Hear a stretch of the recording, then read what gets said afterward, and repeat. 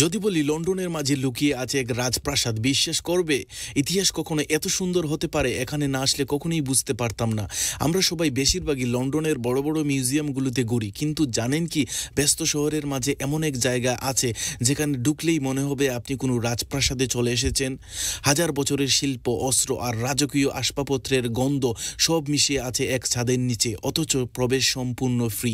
আজকে আমি চলে এসেছি the Wallace Collection in London মিউজিয়ামে। বাইরে থেকে দেখতে সাধারণ মনে হলো, ভেতরে ঢুকতেই মনে হলো এক প্রাচীন যুগে চলে এসেছি। সোনালী ফ্রেমের বিশাল পেন্টিং, জকজকে বর্ম, নরম আলোয় সাজানো রুমগুলো মনে হচ্ছিল ইতিহাস ফিস ফিস করে কিছু বলছে।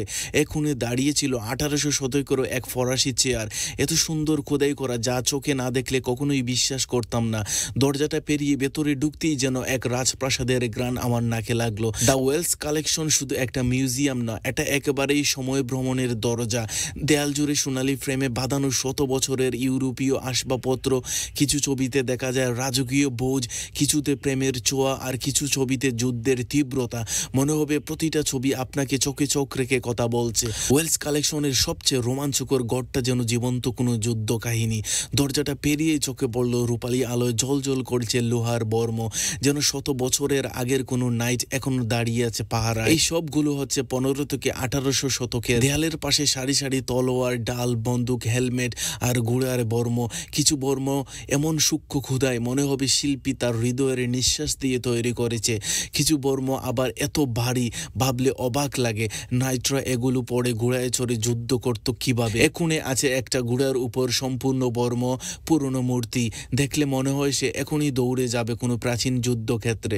শিশু থেকে বড় সবাই ওইটার সামনে থেমে যায়, কিছু ছবি তুলে, কেউ বা তাকিয়ে তাকিয়ে আর মুগ্ধ হয়। আরো একটু এগোলে দেখা যায় রাজা ও রাজার যোদ্ধাদের ব্যবহৃত বন্দুক, তলোয়ার, যার কিছু এখনো চকচক করছে, কিছুতে আছে সময়ের দাগ, তবু প্রতিটা টুকরো বলছে বীরত্বের গল্প। মিউজিয়ামের এই অংশটা শুধু অস্ত্রের প্রদর্শনী নয়, এটা যুগের প্রতিচ্ছবি। যখন লোহার পোশাকে ঢাকা মানুষরা লড়তো শুধু রাজ্যের জন্য নয়, নিজের মর্যাদার জন্য।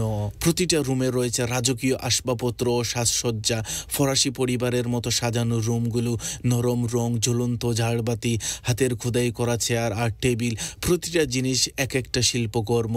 যতই তাকাই ততই মুগ্ধ হচ্ছি। পুরোনো দিনের বিলাসিতা বলতে ঠিক কেমন হতো, এগুলো না দেখলে কখনোই বিশ্বাস করতাম না। অন্য এক রুমে গিয়ে দেখতে পারলাম প্রাচীন বিশাল গড়ি, রূপার বাসন আর সূক্ষ্ম অলংকার, সবই এমনভাবে বানানো যেন কারিগরের নিঃশ্বাস তাতে বন্দী রয়েছে। সত্যি বলতে দ্য ওয়েলস কালেকশন এক কথায় অসাধারণ জায়গা। শিল্প, ইতিহাস, রাজকীয়তার মেলবন্ধন। আপনি যদি একবার প্রবেশ করেন এই জায়গার ভিতরে, কখনোই বের হতে ইচ্ছা হবে না। তাহলে ভালো থাকুন, দেখা হবে অন্য কোনো ভিডিওতে। আল্লাহ হাফিজ।